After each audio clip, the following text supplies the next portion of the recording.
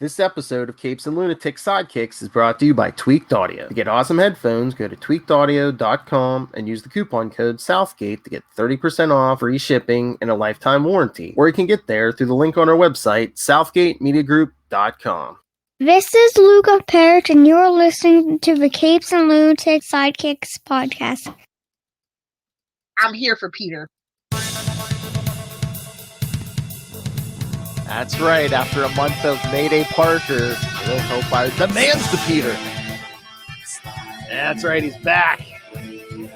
In your face. Oh, all annuals this month, so you get extra size Peter Lilith Hellfire. Welcome back. Giant size man thing confirmed. Woo! Welcome back to the Ultimate Spider Cast. I am Phil, and as you heard, that Peter lover over there, it is Lilith Thwippin Hellfire. That's right. So for all the Lilith episodes this month, yes, we're going to be covering the Spider-Man Angels of Atlantis attack. Because Phil demanded it.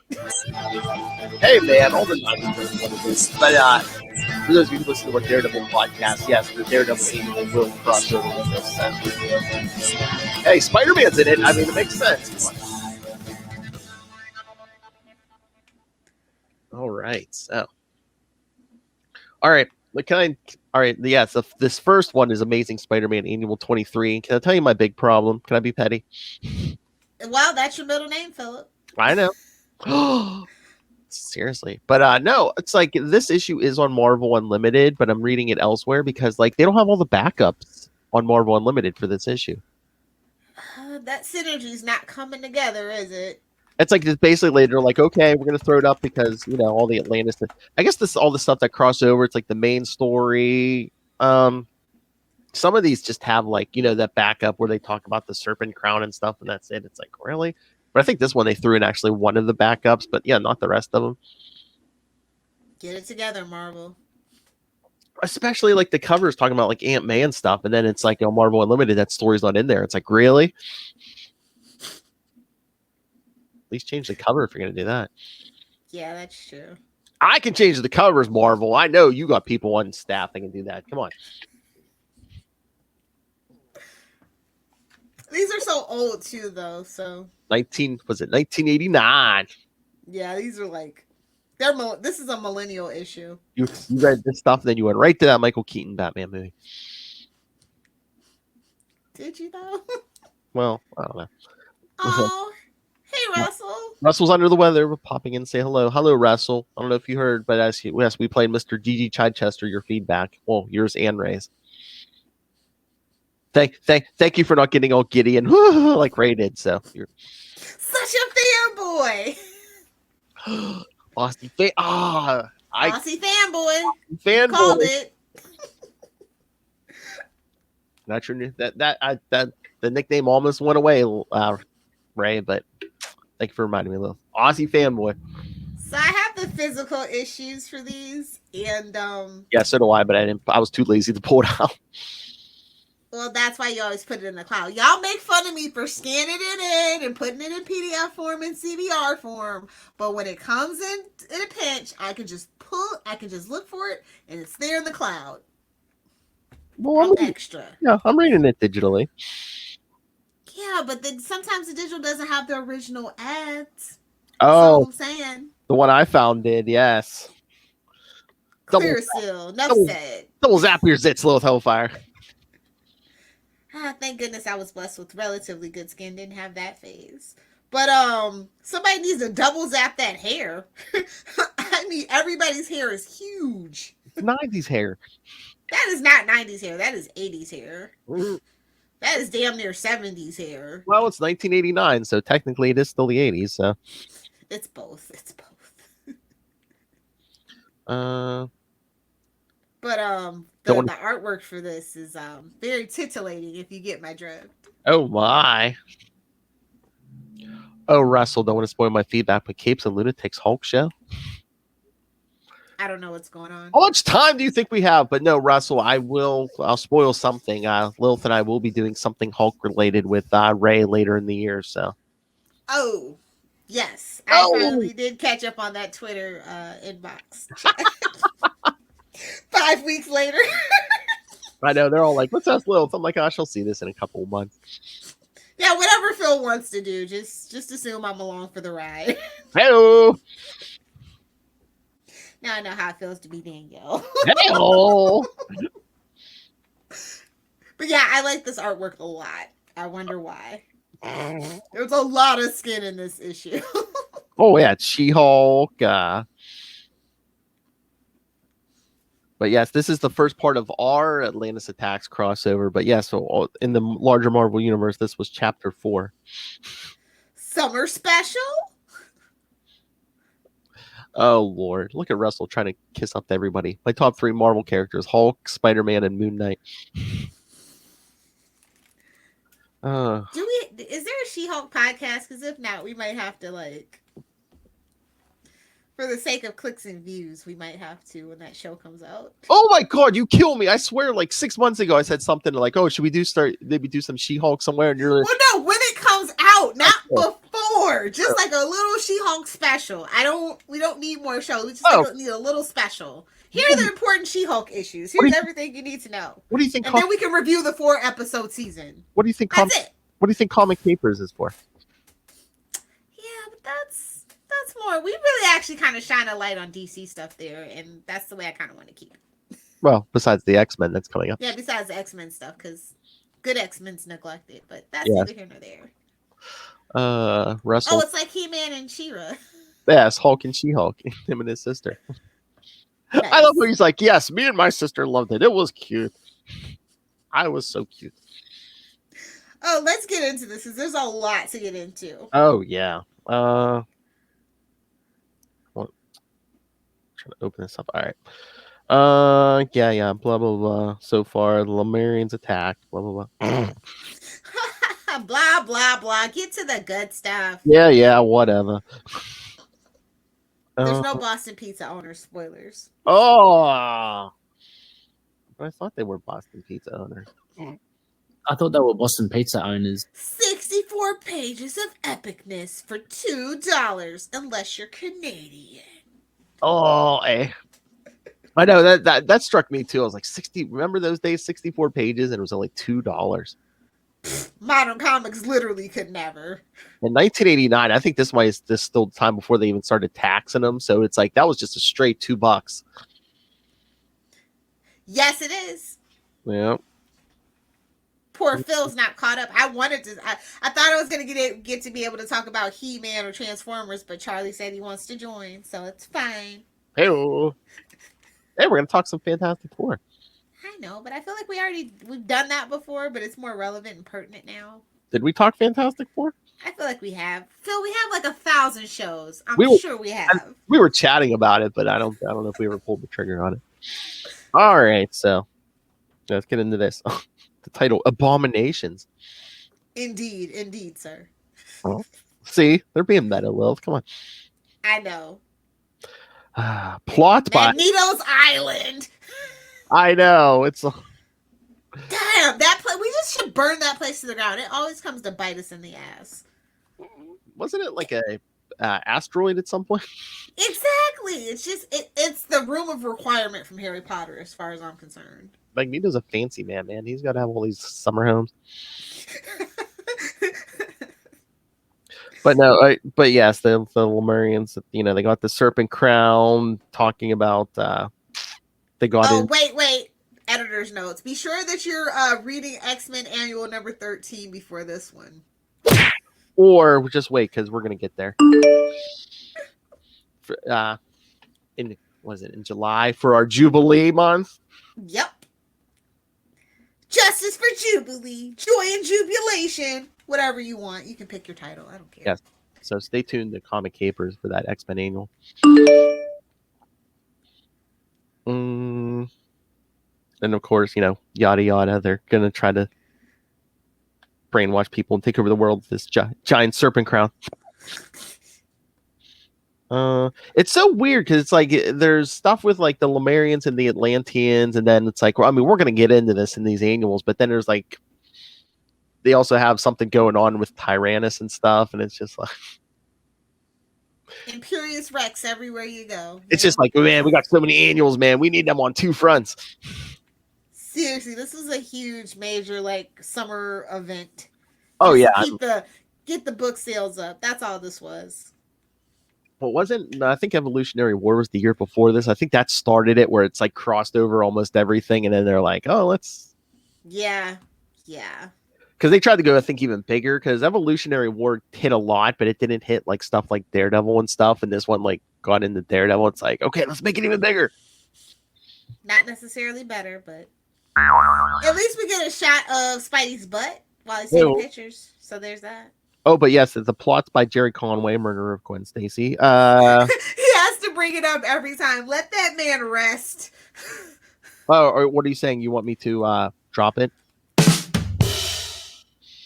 Preferably not with a blonde wig on it, but yes. Oh, drop it off a bridge. But yeah, David Michelini script. Rob Liefeld pencils. So no feet. Oh. We're definitely not gonna be pussyfooting around the issue. Oh. Hey, I mean, please, it's like we said, it's She-Hulk showing skin. Like we're really looking at her feet. Exactly, that's the point. But yes, we do get a shot of Peter crouching on a wall. Oh my lord! Crouching spider, booty in full view. Am I right, ladies? I mean, look at that panel. I mean, we're making fun, but look how his foot look extra long in that panel. It does. I mean, come on. Some stereotypes. You're a professional, sir. They paid you to do it. Lilith, he was paying attention to the butt, okay? He didn't have time. I mean, yeah, exactly. Do I want an accurate foot or a good booty shot? You're absolutely right. Priorities. Where do your priorities lie, Lilith Hellfire? Prioritize your assets. Oh! Your booty. Oh, and it's like, I think every other page literally has like a editor's note, because this one has an Iron Man annual number 10. Oh, yeah, because, I mean, we're not covering that, but I believe your boy Namor was in that one. Yes, he was. Oh, yeah. Oh, yeah. That's the Kool-Aid man, Ray. See, he's the mascot of the Kool-Aid drink, Ray. But yes, Iron Man annual 10. I love how he's like, I should be more concerned about it, but And it's like, anytime you ignore your responsibilities, what happens, Peter? What happens? But I mean, what's Spider-Man alone gonna do against the the Atlantean army? Can you at least send like a page, a text, something to the Avengers, Fantastic Four? He's just like, not my problem. I know. I mean, he could just be like, hey, you building a force to go fight the Atlanteans? I'll come help. Okay. I'm not gonna start the movement, but if you're gonna start the movement, I'll join, I guess. All right, not to beat a dead horse, but it's like, I mean, are we trying to send a signal? I mean, look at those feet. Are we saying Peter? I think he actually believes in that whole saying, if a man's hands are big and his feet are big, then his boop is big. I think that's what he was going for. Knowing Rob, honestly. I was trying to be subtle about it, but Lil's like, oh yeah, he's probably got a big one then. We don't see the bulge. I guess that spandex is pretty forgiving. Is it? I never knew if that was a old wives' tale or not, but Lilith, is that true? Big hands, big feet, big. You better have big meat, because you're a funny-looking mother. To quote that joke, I believe that's a Jeff Foxworthy joke, no less. So you're welcome. Oh, actually, that might be Ron White, to be honest. Oh, maybe, yeah. Remember back in the day when those guys were relevant? Oh yeah, I remember that. So yes, Lilith Hellfire's message to you kids: big hands, big feet. It's a giant sized man thing. It better be. Well, false advertising otherwise. Gave up to me. RB sponsor us. We're just your kind of chaotic. That's all I'm saying. We got the meats. Oh my god, this is gonna be a long episode. Oh, just only part one of Atlantis attacks. Exactly. But look at Mary Jane with her model friends. Like, his name is Lance. That's all you need to know. Well, no, that's Lance Fannin from the Daily Bugle. I mean, I know. I'm just again, his name is Lance. That's all you need to know. And that's our buddy Joy Mercado looking extra. That's not our buddy Joy. We don't know her. Well, looking extra hoochie. She doesn't go here, sir. Looking extra hoochie. Oh my lord! But I mean, just how many things could you hide in Mary Jane's hair? Her hair's so big because it's full of Peter's secrets. That's all I'm saying. So he hides them. Secrets. Oh, there's a couple web shooters in there. Oh my lord! But that looks like Peg Bundy hair. It totally does, right? Mm-hmm. Because I remember the 90s. Wait a minute. Katie Seagal for Anna Watson? Because I remember, like, in a lot of the 90s stuff, even, like, the McFarlane stuff, she had not this big, but she had big hair. And, like, and then, after, as we got in, like, the 2000s and the hair went back to, like, normal and flat, I was like, wait a minute, where's the big hair? Oh, they tried to keep up with the fashion styles, which was fun. That's true. It is 1989. Russell. Remember when Rob Liefeld was relevant? Oh. As Deadpool experts, as your resident household Deadpool experts, yes, we do remember. It was a very long time ago. But he's got some work with Marvel again, so, his pride made him, suck it up for some money. Hell. Whoa, hell. But, him and Fabian got together and birthed our favorite anti-hero. And what has he done since then? I couldn't tell you. Gave Captain America big boobies. Again, I couldn't tell you. Oh, that Heroes Reborn. I mean. Again, I couldn't tell you. I know, but it's just like Cap has the biggest chest in the whole thing. Women Those are America's pecs, okay? You I know. Business. All right, so where are we at? Yes, Mary Jane, big hair. But more importantly, here comes Jennifer. But no, then what's her face walks in and it's like, oh look, there's a breaking news story. The Abomination's on the loose. Hey, at least they didn't wait that long to give us our cover monster. That's true. Hey, look, everyone in the Daily Bugle is concerned, including Clark Kent.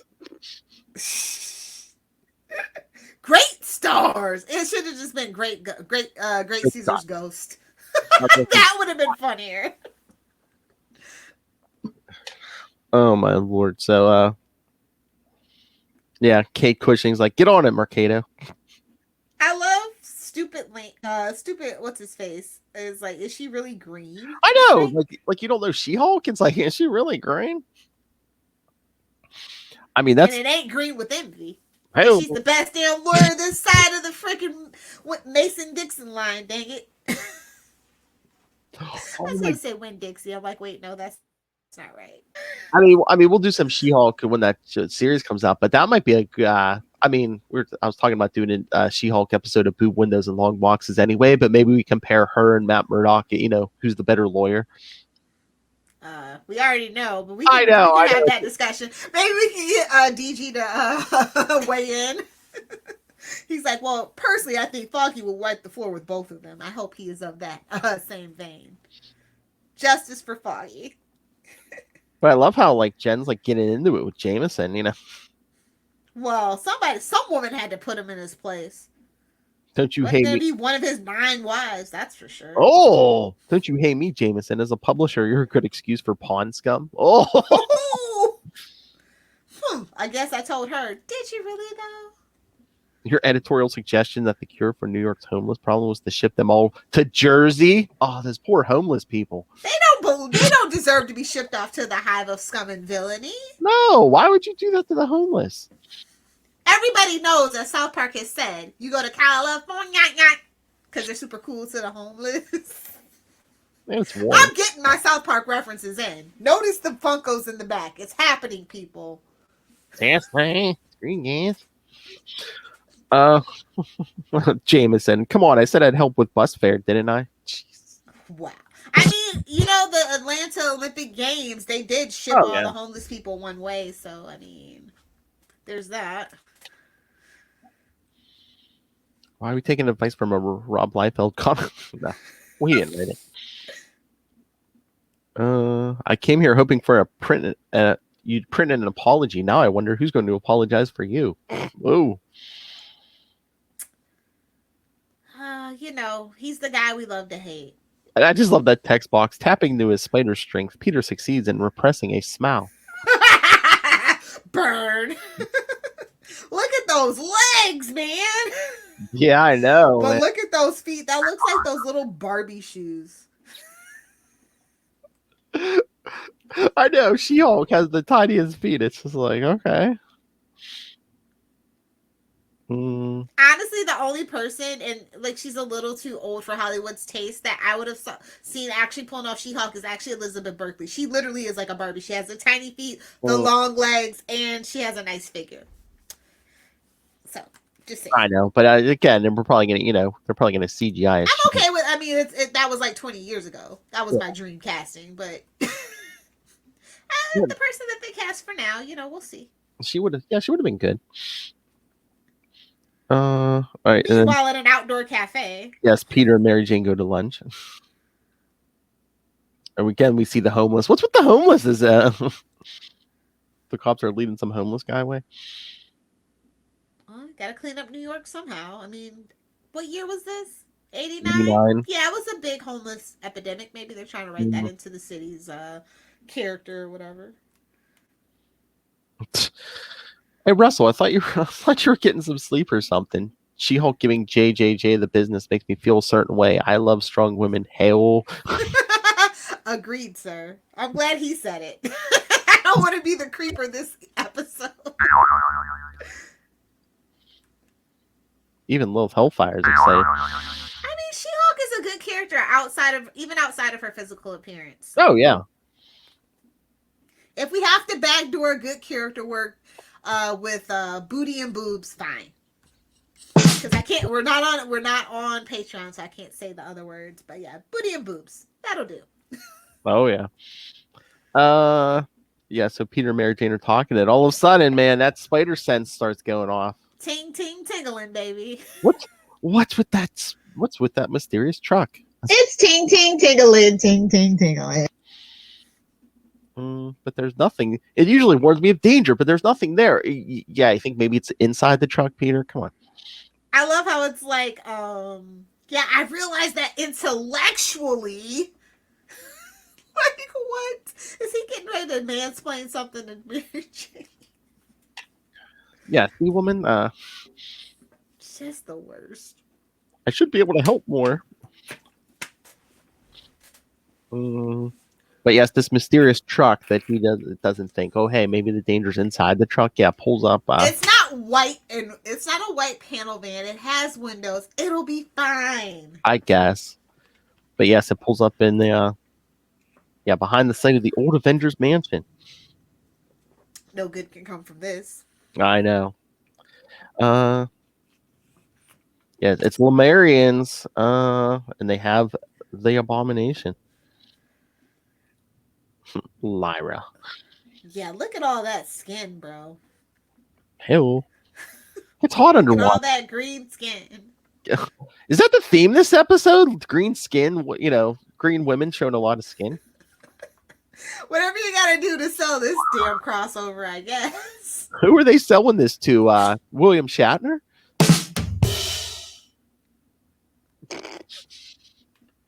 Come on, it's a Star Trek joke. I was like, well, she doesn't have 3 boobs, so. Did the one on the TV show have 3 boobs? That was Total Recall. I love what was it? A Big Bang Theory episode? They said something about the woman with 3 boobs from Total Recall, and I think Howard was like, "Can you imagine how saggy those things are right now?" The movie's like how many years old? And that's why we hate Howard. Bernadette deserved better. There, I said it. I know. But yeah, there's a lot of people locked up in tubes and whatnot. Whoa. But yes, because I forget it. Was it a Hulk annual or something? Yeah, Tyrannus is actually trapped in the Abomination's body. So we're gonna do a quick page or two. We're gonna just fix this little problem right now. Because they literally found Emil Blonsky and they're just gonna throw him back into the Abomination. They're just like, have patience. I don't know. Like, no, you can't trust these people. What are you thinking? Yeah, because they're saying, yeah, that we need a another essence to take the place Tyrannus. So yes, we got the original Emil Blonsky. So yes, they step in the tubes. We see flashy lights. That basically knocks out power, I guess. Classic, honestly. I know, because I guess, well, they said they did it at the old site of the Avengers Mansion because they thought the electricity chain would be unnoticed. Oh, it's always noticed. Yeah, everyone had noticed the Avengers doing it. I think people were always mad. I love it's like, whoops.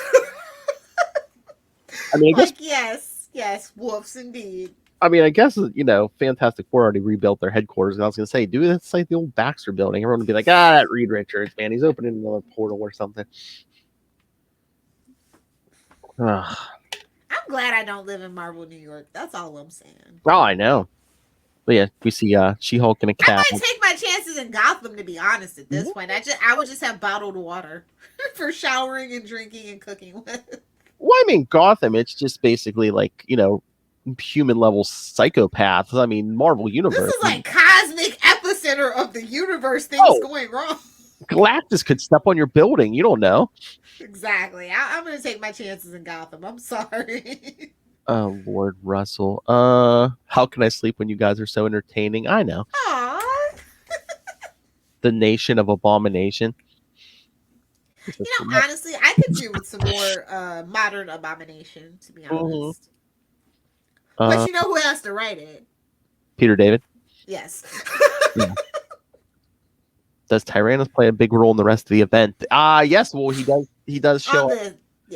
He'll show up next episode in the Spectacular Spider-Man annual, and I think in that Daredevil annual. So yes, Russell. So everything except for the Web of Spider-Man annual. Yeah, he's pretty much in it. So.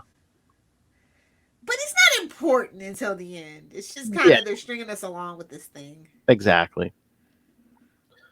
So yeah, She-Hulk's in a cab. She-Hulk.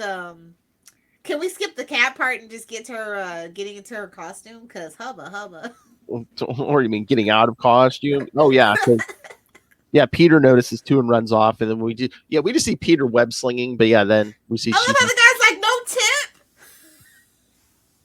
I'll let you watch me change in the alley. There's your tip.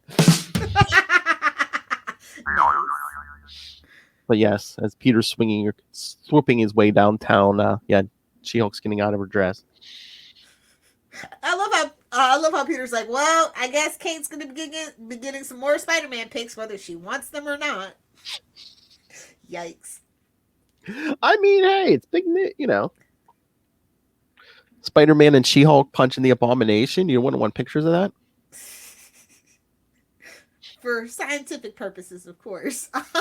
Exactly. So yes. Meanwhile, we see the experiment's kind of working because Tyrannus is freed and Emil Blonsky's back in the Abomination. And then he's like, I'm trapped again. he's just so done with it.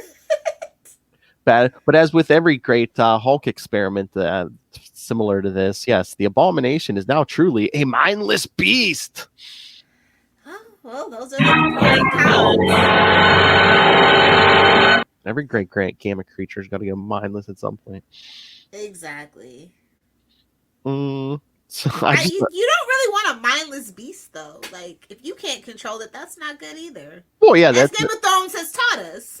Well, that's what the Lemurians figure out. They're just like, okay, we got what we wanted. They just pick up Tyrannus and run out. They're just like, okay. I know, everybody's gone, dude. They're hauling butt. Oh, yeah. They're like, we got what we came for, man. There's no, nothing for us in fighting this thing. Let's get out of here. So, see the Abomination, break out of that. That is some great Abomination artwork, by the way. Oh, yeah. Yeah. Yeah, Rob did a good job on that. But the slavering Abomination holds no malice for his makers. They go away. He lets them. But thank goodness, Spider-Man and She-Hulk to the rescue. Yep. He's not like, what are you doing here, She-Hulk? She's like, you don't really expect an answer to such an obvious question. He does, though. He really does. He's kind of an idiot. Because, of course, as she's trying to touch her elbows behind her back, because we know why. Put those boobies in your face. Exactly. Seriously.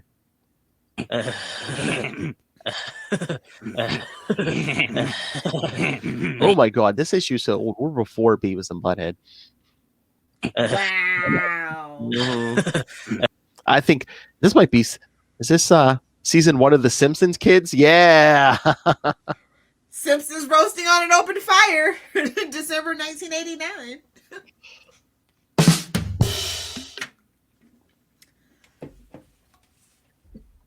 So, yes, they rush the Abomination as he starts throwing pieces of concrete at them.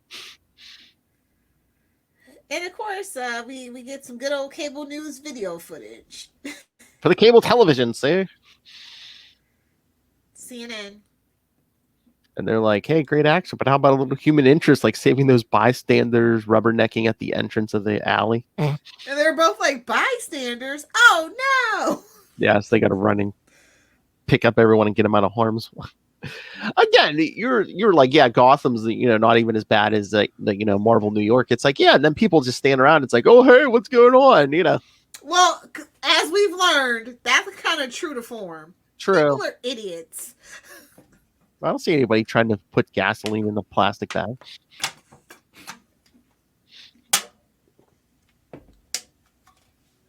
No. Oh God, humanity sometimes scares me. I know. But yeah, as they're getting the bystanders out of the way, Spider-Man's like, uh-oh, Godzilla's on the move again. And then they're like, oh, who is this green woman? She could be just what we need. Oh, yeah. How do you say this guy's name? Guar? Sure. But yeah, he's like, oh, she could be one of the brides of Set, which was a big theme in these annuals. Yeah. And She-Hulk, that's the Abomination. Spider-Man, I know, I do read the occasional newspaper.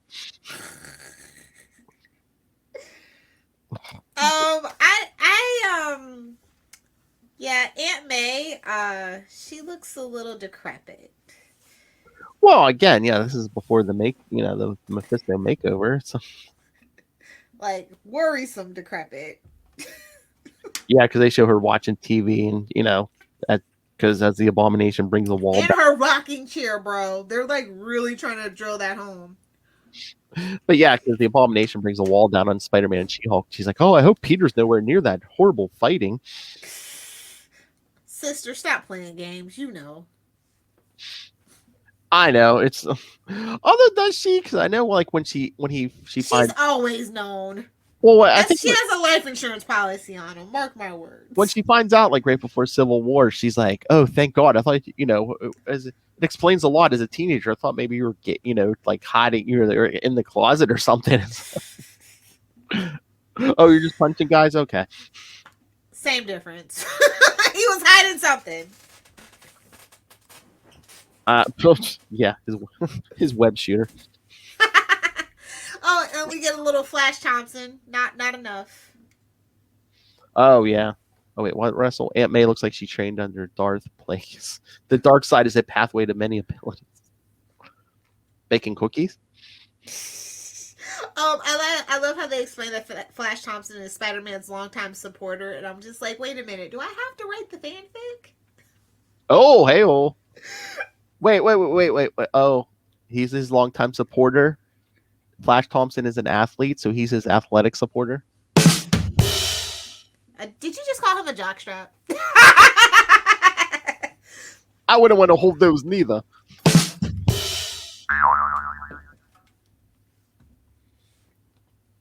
Justice for Flash, to be honest. But you already got the Flash in the pan, so Yeah, that's right. Hey, what is with comic books disrespecting redheads named Flash? They gotta do it. It's in their nature, bro. But yeah, Flash just happens to like run on the scene and see the Abomination leap away. And then he's like, all right, I'm out of here. That's enough of that. But then, yeah, She-Hulk breaks out because, well, she says, He's like, "Ooh, what's this now?" I guess she threw her body on Spider-Man to protect them from the wall. I volunteer in tribute. Oh my! And he's unconscious now. Whoa. So yeah, Flash is like, huh? And she's like, where's the big He's green like, guy? "What is going on here?" Spider-Man, you cheating on me. The big green guy, where'd he go? South? So she's like, watch Spider-Man, and she leaps away. Just Talk like, about one giant leap. don't leave us unconscious Spider-Man with Flash Thompson. That cannot end well. Flash is so pure heart, though. Like, he might have been a bully, but at this point, he's kind of pure heart. He's I know. Wait, Russell, wait. When I imagine when the Abomination lands, he just elbow drops a pedestrian. Definitely. Kill somebody, but that'd be funny. Should like elbow drop like a car or something. Oop, Dungeons and Dragons. We're just gonna keep going. No ADHD. No. But yeah, Is that Sally Jesse Raphael? I feel like that's Sally Jesse Raphael. maybe. But yeah, She-Hulk leaped after the Abomination, and the Lemurians are following her. Okay, here's what I was going to ask you. What did you think about Liefeld's Kingpin? I mean, really only get like 2 I've panels. seen worse. Yeah. But why does he look like an angry Mr. Putty and Mr. Putty and Mr. Silly Putty and Mr. Potato Head had a baby? I was going to say, yeah, it looks like a giant beach ball with like just like a potato for a head. I know. I've seen worse, but not much. I know. And then yeah, everyone's watching. Kingpin, it's hard to do Kingpin because we have that such defined iconic look for Kingpin. And if you don't kind of like follow suit and just kind of mimic it, you will get dragged and roasted. It's kind of hard because you want to make him big, but it's like you don't want him to be Humpty Dumpty. Yeah. Yeah. But Everything else is really good besides defeating Kingpin, though. I will just reiterate that. Oh yeah. I really like the She-Hulk. Obviously, he took his time with that one. Or to go to school, the John Byrne School of She-Hulk. I mean, there's worse schools to go to. True. But yeah, everyone at the Bugle's watching. Then we show Mary Jane watching on the television, just on the street, because they're talking about She-Hulk. She's like, "What about Spider-Man? Where's Spider-Man?" She-Hulk's in town, baby. Nobody cares. Have you seen her? Nobody cares. Oh my lord! But then they just show the cops fighting the Abomination. Did he like take that cop's head off? No. I mean, he Not in punched. the Spidey book. I don't know. We punched him, but you don't see the dude's head, so it's like, oh, did he take his head off? He didn't take it off. He smashed it inwards. Speaking of smash, She-Hulk just like drops on Abomination. Now that's how you do it. She hit him right in the sack with those boots. Whoa! I mean, a little lower. Yeah, she probably would have. Probably what she should have done. And that's why she doesn't wear heels. I guess she's nice like that. I was like, okay, I could see this outfit being under her suit when she was a lawyer, but where'd those boots come from? Because she had those little tiny Barbie shoes on before, remember? She pulled them up. They're like convertible. She pulled them up. But yeah, she drops down on him. He hit him right in the face with that sack. Finally, Peter wakes up and stops being useless. Yes, as Flash picks him up. Huh, Flash? Oh, you should see a doctor. Like when Flash, like he played football. When he's telling you to go see a doctor, you should probably go see a doctor, homie. What if you got a concussion? You don't want to end up like this, do you? Exactly. But yeah, because Peter just says, She-Hulk, Abomination, where? And Flash is like, they both went south towards the bridge. Well, there's nobody blonde, so we're okay. I know. Thank you, people, for not throwing She-Hulk off the bridge. Okay. She would have thrown Abomination off the bridge. Let's get that straight. you can't fridge She-Hulk. Like, you just can't do it. No, I was just waiting for some blonde bystander to go off the bridge. But yeah, She-Hulk and Abomination are just like punching each other on the bridge. She's giving him the old right hook for sure. Again, but again, and she says she's pulling her punches. So why? He's gamma powered. It's like, come on, he can. And then she's like, wait a minute, he doesn't. I know. It's like, why is she pulling her punches? It's the Abomination. It's like you could probably give him a pretty powerful punch. But yeah, so yeah, he knocks her down. But oh, she out of it for she's out of it for a second because as Spider-Man comes swinging up and webs Abomination in the face. Like, what good is that gonna do, buddy? Come on. I mean, I guess to slow him down. It's like if Peter had like punched him a couple times while he couldn't see, maybe. I don't know. But yeah, webbed him in the face. The itsy bitsy spider. Not in the face. He called him Mr. Spock, and I'm just like, you're not as nerdy as you think you are, sir. Oh, pointy ears, how original. But of course, well, we had to have She-Hulk unconscious for a few seconds so the Lemurians could give her the mark of Set. Of Set! Make her one of those mail order brides. Poor thing. And then, of course, the minute they're done and they leave, she's like, "Oh, wonder if I missed anything." Probably, sister. I You're a woman that looks like that. You were passed out in the streets of New York. I'm just saying. I mean, look, she woke up with a hickey on her neck. Yikes.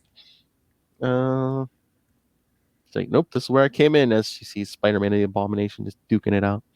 Oh, and I love how they're convinced, like, yeah, all the civilians are clear. Nice try, buddy.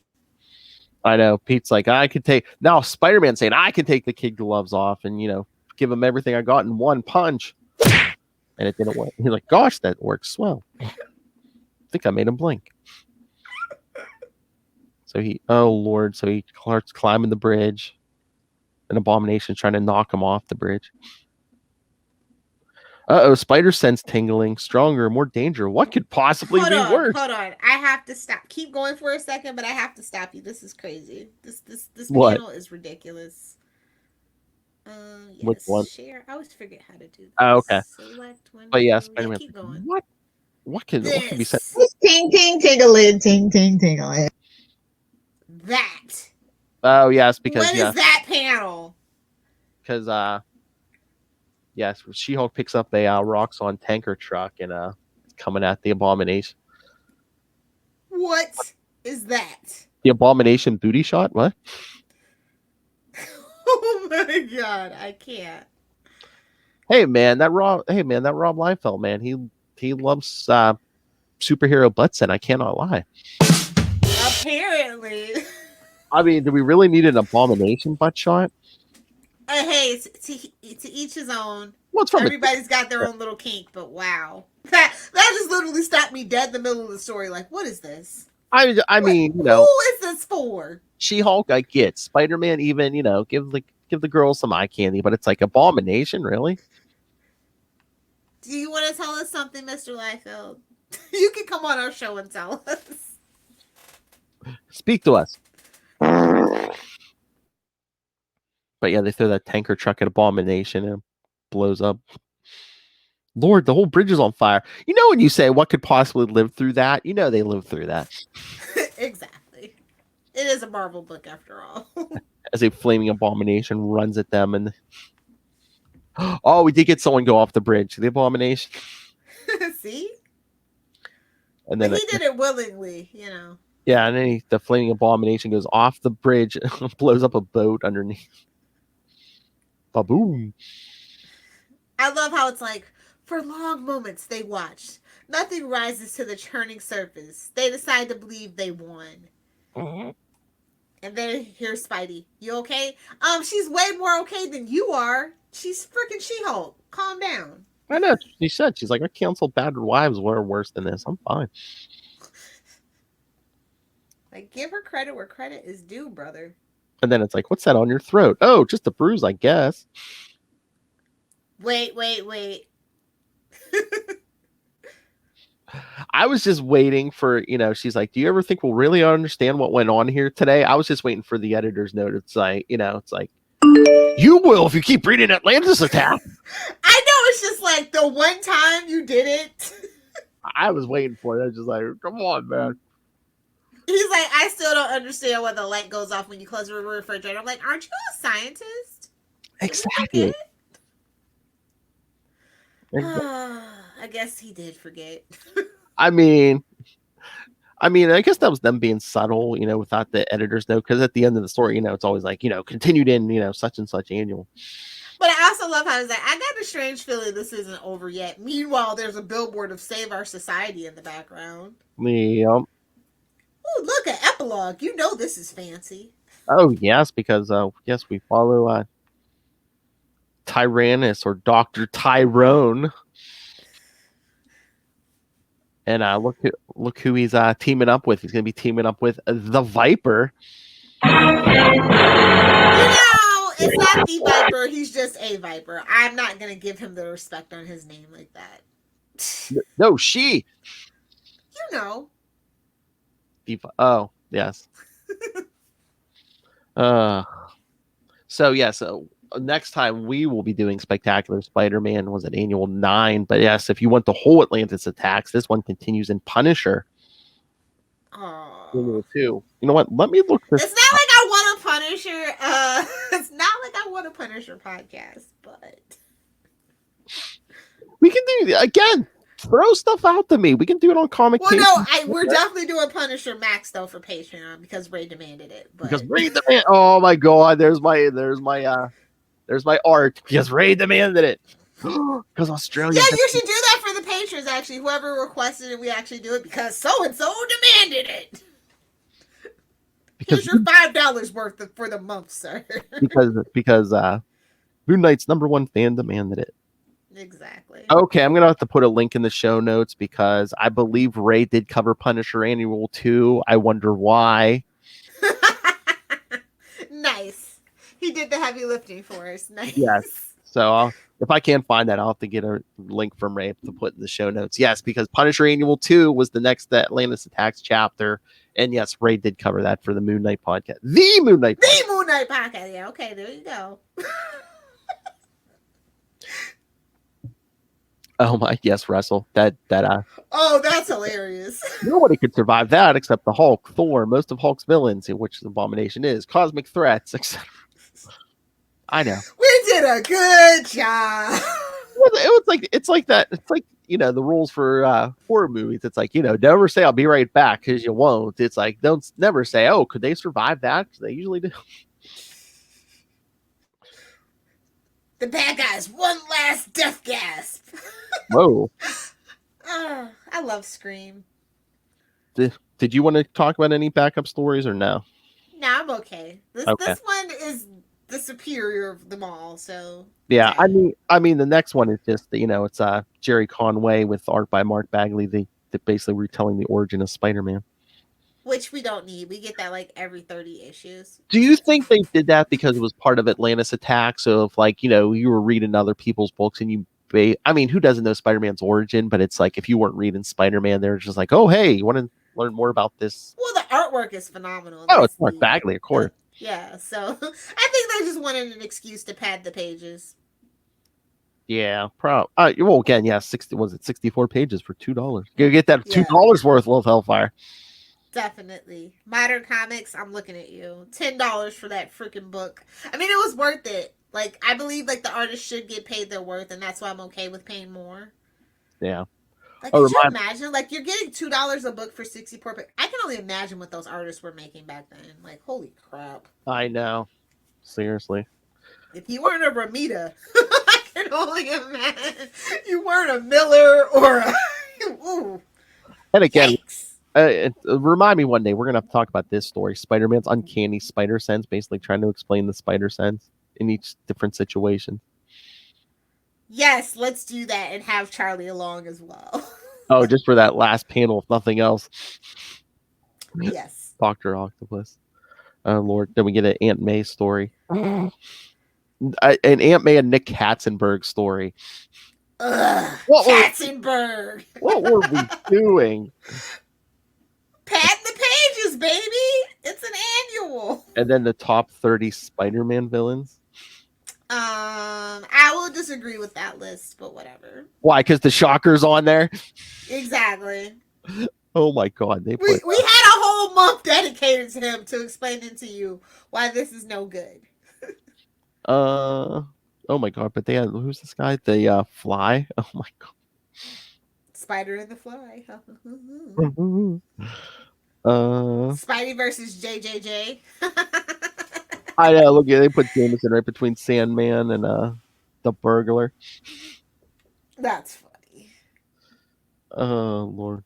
And then you got Hobgoblin and Green Goblin at the at the end of the list. Oh yeah, Spidey versus JJJ. And then of course the issue ends with, of course, there's always an Atlantis, like a history of the Serpent Crown chapter. Cataclysm. So it fits right in a Spider-Man book. All right. I mean, Jack Kirby had ideas, so there's that. True. Stan Lee was like, no, we don't want to do that. All right, so should we get the feedbacks? I know Russell can't wait for us to hear his feedback, but we have two feedbacks yet again, Russell and Ray. So, all right, let's hear what they have to say. Oh, even each other out, because for the DG Chichester Daredevil episode, Ray was longer than you, Russell, but here you are longer than Ray. So, wait, does Russell like it long? Oh, wait, what did you say? Or does Russell like it hard? I don't think I heard you. I didn't hear you clearly, Love Hellfire. What did you say? Does Russell like it long, or does Russell like it hard? Welcome to the club, Russell. Russell, wait till you hear your name in this. Because Ray likes it hard, and Ray likes it long. That is the question. Exactly. Well, at least Russell plays a long Ray's like, oh my gosh, I'm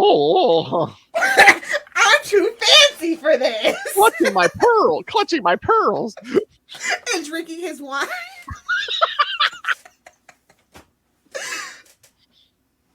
Let's get to the feedback. Yes, we'll start with you again, Russell, because you are here and you are longer. So let's go see what Russell had to think about Amazing Spider-Man Annual 23. Hey there, Capes and Lunatics. It's Russell, and I'm here to give my feedback on Amazing Spider-Man Annual number 23. This is Atlantis Attacks number 1. I like this story. I have no idea what's really going on with Guar and the Magneto's Island, and to bring in Set and all that stuff. But really, that has little to do with this whole story. I mean, they're involved for sure, but well, just up front, I want to say that I was reading this without looking at who wrote this and who penciled this. I'm reading this and I'm like, oh, okay, the art is kind of cool. It's very 90s, even though this is 89, but that's kind of when the styles were starting to change. And I get to the scene where Peter and Mary Jane are at dinner together, and I'm like, oh boy, this looks like Rob Liefeld art. And it is Rob Liefeld art. I'll give him one thing. His Spider-Man looks pretty good. His She-Hulk looks pretty good. And his Abomination looks great. But I don't think this is that Rob Liefeld is very good at just human characters. Yes, I know he did Cable, blah, blah, blah. But yeah, I think the less said about Rob Liefeld's art, the big care, don't care.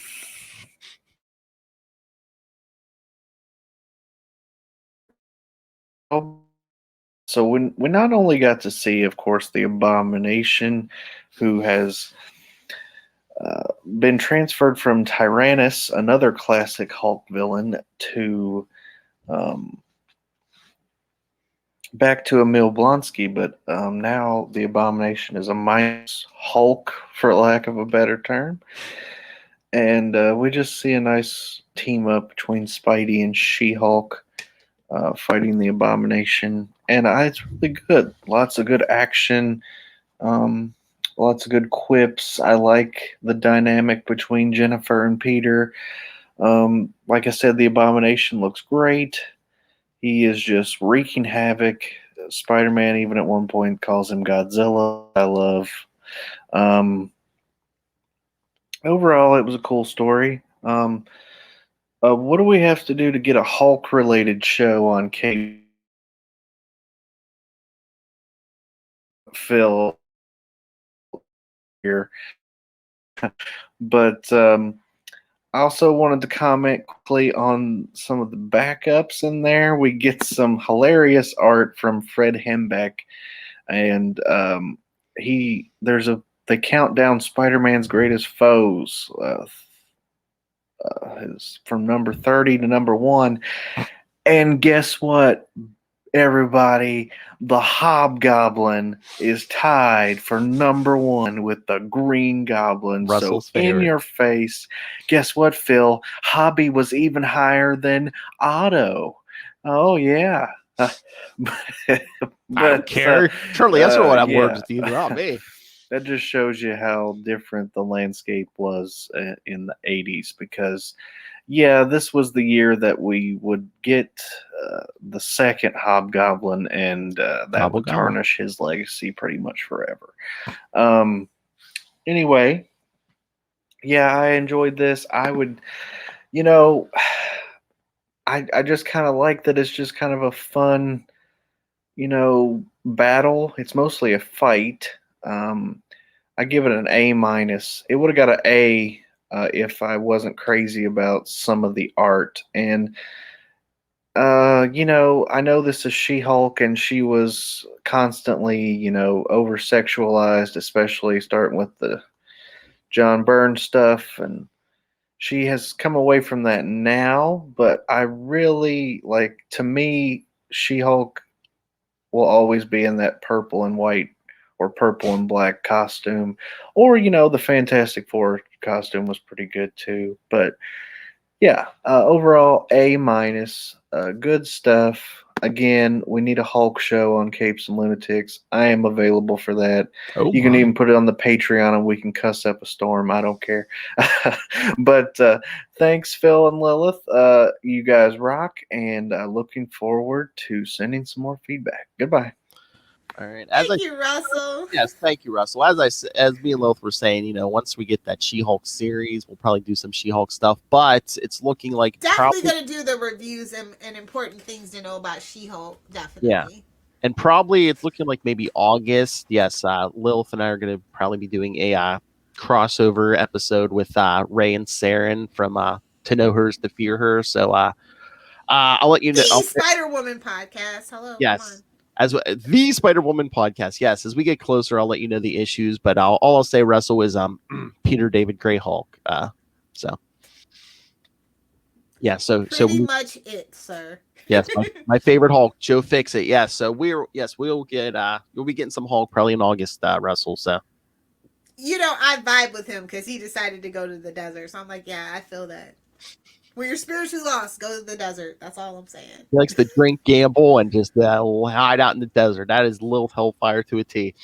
I honestly, if that housing market gets a little bit better the next couple months, I'm out. Hey, where'd he go to hide out? Las Vegas. That is so you. Just one issue is just looking to pick a fight with guys. One night. That's so you. All right. So yes, we have one more feedback from Ray. So let's see what the Southern Hemisphere had to say about. Let's hear it for that damn Mooney. Oh yes. All right, I'm not going to throw up the art, but yes, our host of Last Sons of Krypton, a Superman podcast. Yes, To Know Hers to Fear Her, as we said, the Spider-Woman podcast. But the granddaddy of them all. Yeah, I'm telling you, y'all better not try to be out here making more Moon Knight podcasts when that TV show hits. I'll come for you. That's right. The godfather of Moon Knight podcasts. Yes, like I said, I'll try to get that link and put it up for when he on his show he talked the Punisher Annual 2 with guest starring Moon Knight. Into the Night. The Moon Knight podcast. One and only Moon Knight podcast. That's right, you posers. Russell said I'll be a guest on there tonight. Oh, nice. Tell them the Caves and Lunatics sent you. All right, so let's see what Ray had to say. Hello, Phil and Lilith. This is Ray. Hi, Ray. Might as well try and drop some thoughts whilst I watch some kiddie TV here with Finn. Anyway, these are some thoughts for the Amazing Spider-Man Annual 23, Atlantis Attacks. I bet you he's generous. For the most part, look, I enjoyed it. It was a fun romp. Anything with She-Hulk is always cool, and especially her teaming up with Spider-Man and going up against, albeit a very mindless Abomination, is always a lot of fun. Now, I can't believe, like, Rob Liefeld art. I was just trying to think about it the other day. Like, what was the appeal back in the 90s? Because, to be honest, for me, back in the 90s, he was up there. Like, he was one of the superstars, and I mean, and of course that shows. I'm not the only one that thought that. One of the megastars. But looking at his art today, and I know it's a lot earlier than his mutant stuff, it just isn't that appealing. No, it's not even. I don't know. It's the fluidity of the movements. A lot of the figures look stilted. And I don't think any manner of detail can cover any of that up. So anyway, the art was, for me, quite average, although it was serviceable. But yeah, I was just thinking about it because it's like, man, he was like, I was revering his art back in the 90s. Of course, the likes of Jim Lee, he was the king. Yep. Back in the day. He had just brilliant art. But again, looking back at it, there are a lot of limitations to his artwork. One of which would be, I guess, a repetition of particular poses that he uses for figures. So you get a booty shot, and you get a booty shot. Got that versatility that many like other good artists have. But anyway, kind of off the beaten track there. The art was okay in this one. It wasn't bad, but it certainly wasn't my favorite. It's something I wouldn't kind Not worthy of $2 annual. If anything, the front cover of the annual was really enticing. Just the look of She-Hulk and in particular Abomination. Yeah, that wasn't a live really cover. Good on the front cover. As for the story, I mean, I love Atlantis Attack, so I'm kind of familiar with what happens. I love the kind of search by Gore for the brides. He kind of pegs She-Hulk as one of them, so that was cool. But the big highlight for me was the fight scenes with Abomination. It was just really so much fun to watch. So, I would give this a... I mean, and also there were the other backup stories, which make this a really good annual. I really do enjoy it. And I do miss this sort of crossover event in annuals. They should do it again. Anyway, before Finn starts saying stuff about it himself, I would give this a good... take a bit away from the artwork. I'd say it's a decent B to maybe a B+. It was... really enjoyable to see. And again, anything with She-Hulk, just like Finn says here, is a winner. Anyway, that's it from me. And I reckon you guys will probably give it round about the same. I can't see any real shortcomings in the story. So, yeah, I reckon around a B for you guys as well. Let's see how I go. Anyway, catch you later. Catch you. Yeah, before we grade it, I wonder if that was like purposely bait and switch, or if like Liefeld was just like a fill-in, because that is a John Byrne cover. It is, of course. That it's an annual. They want to get the butts in the seats. They want that money. Because, I mean, honestly, like, it's a Spider-Man annual that doesn't really have anything to do with it. It's an annual, so you don't really need to pick it up.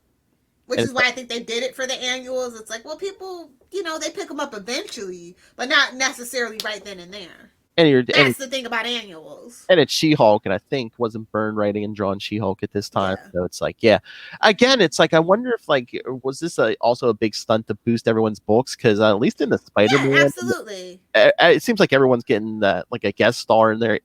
If it's an Atlantis Attacks, it's the regular characters, and it's like a guest star. So. And that that's generally how the crossovers work and stuff. You know, it's a boost for everybody. And like I said, like a lot of people don't necessarily pick up those annuals, especially in the summertime when, say, you're traveling and you know you might have your parents might have gotten you like a Rubik's cube for the car trip or whatever it was. I mean, it is 1989, so. I was gonna say, yeah. I mean, again, kids, this was before the internet, really. So it's like, yeah, this was our entertainment. Crossover annuals. So okay, and that's the dangerous thing about, well, back then at least, is without the internet and stuff, a summer crossover, you know, yeah, you're promoting it, but super hard to find everything all at once. But this makes you want to hunt it down because it's like, well, kind of necessary at that point. Spinner racks, newsstands. Yeah, it was hard to find like every part of the. Like I said, summertime, people are traveling, you know. True. Yeah. All right, so we heard. It's a big fat B for me. Whoa. B as in boy. Yeah, I think I gotta agree with that beat. Yeah, the art. I mean, the She-Hulk stuff's really good. The feet are very distracting. The panel construction drives me absolutely insane in this one. Not gonna lie, I have ADHD, so it's like I prefer certain people's panel constructions over others. Well, yeah, it's weird. Like that, like we said, like Kingpin was in 2 panels, and they were like those long, like vertical. No, unless you're doing sidelines, no long vertical, skinny panels, please. And for the Kingpin, that's like a weird choice, you know, since he is a big man. Yeah. But the story definitely flowed. It was fun.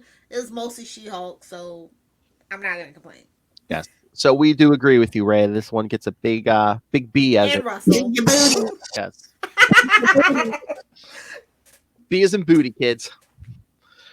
All right. While we're doing the plugs, Russell, you still there? What are you and Ray covering tonight? We'll give you guys a plug for Into the Night. Into the Night.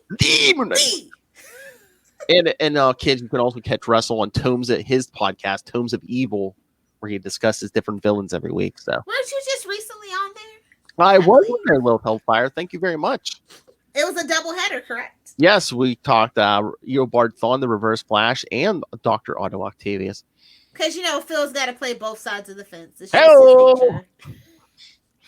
Moon Knight team ups with non-Marvel characters. What? What does that even mean? I don't even... Yeah, I'm like, is that English? Moon Knight team ups with non-Marvel characters? Are you going to talk team up with Batman and nobody knew? Are you going to talk the Amalgam issue where he's crossed with Nightwing and you get Moonwing? Are you talking about that? Oh, hypothetically, okay. Oh, they're getting fancy hypotheticals. Ooh. When you're desperate because you don't have a new Moon Knight book until July. I'm kidding. No, it sounds very interesting. No, I mean, there's still orders. We used to do stuff like that on Capes and Lunatics, the main podcast. We can. Send me some ideas. Russell, do you want?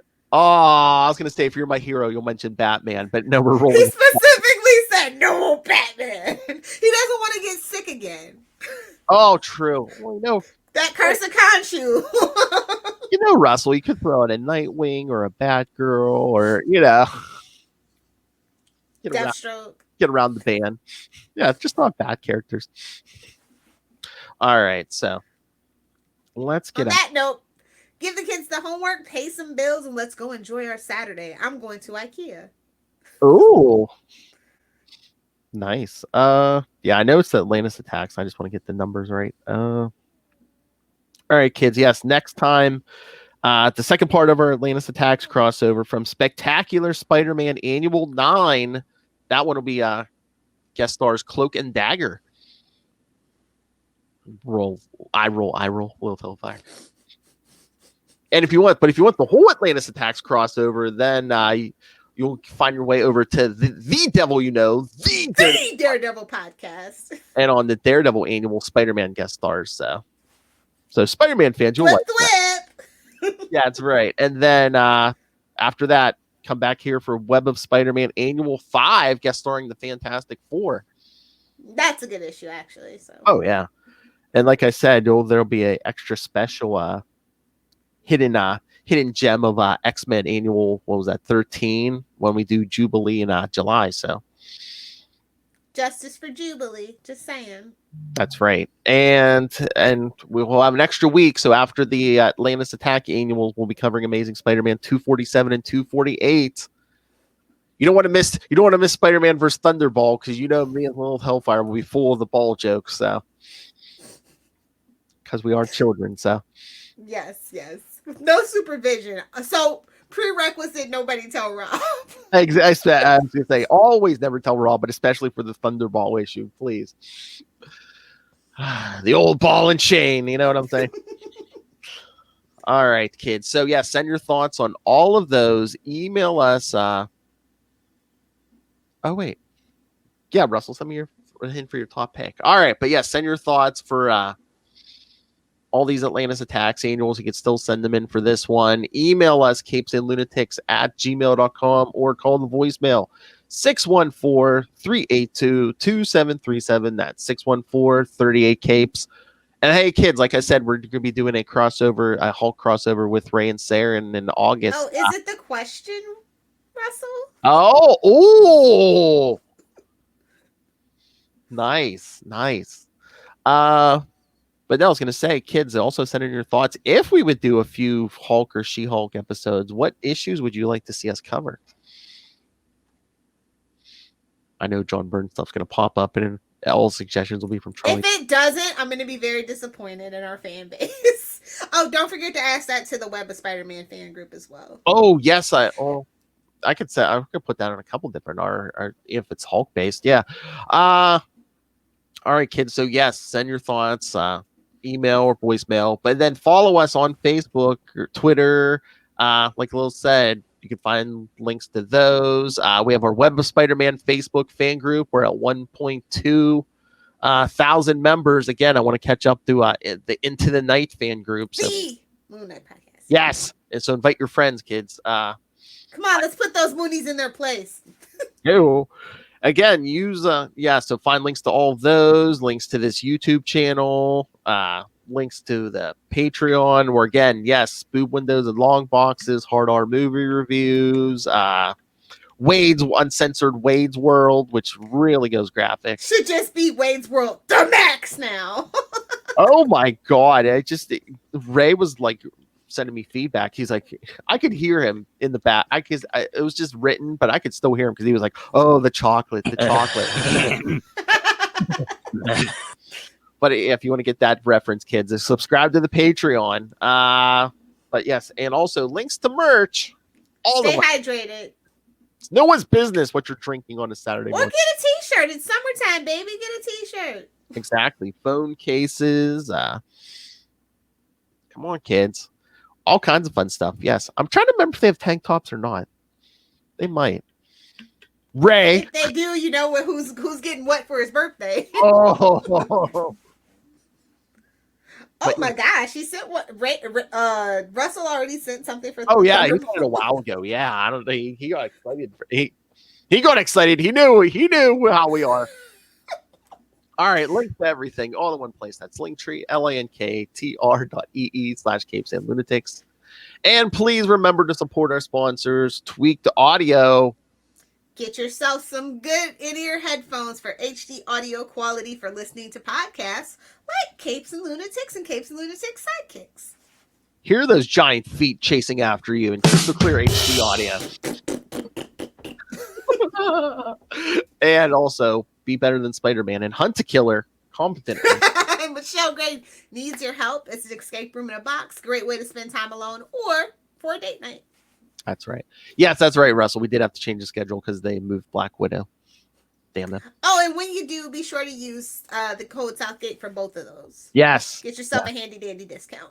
That's right. And if you like reading, and if you're reading comic books, you should. Yes, go pick up Pod Life the book, now in digital and paperback. Audio version coming soon.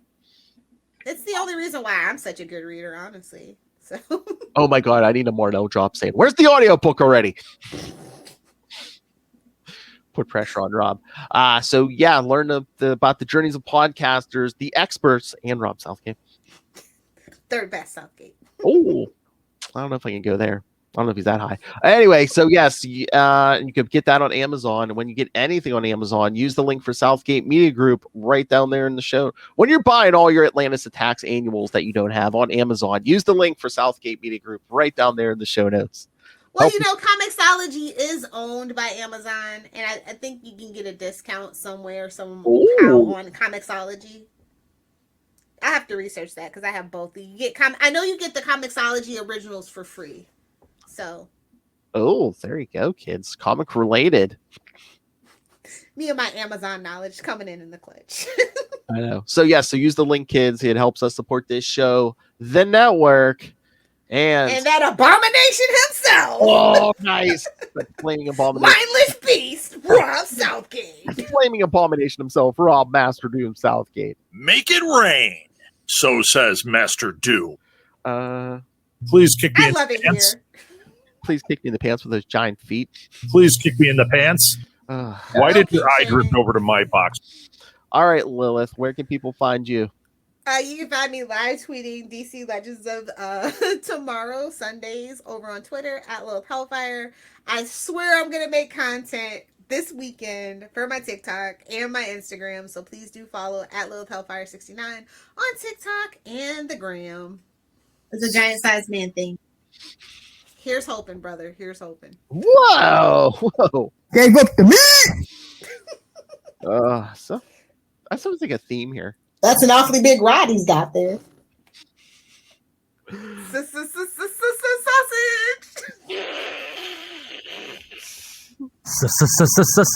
Sausage.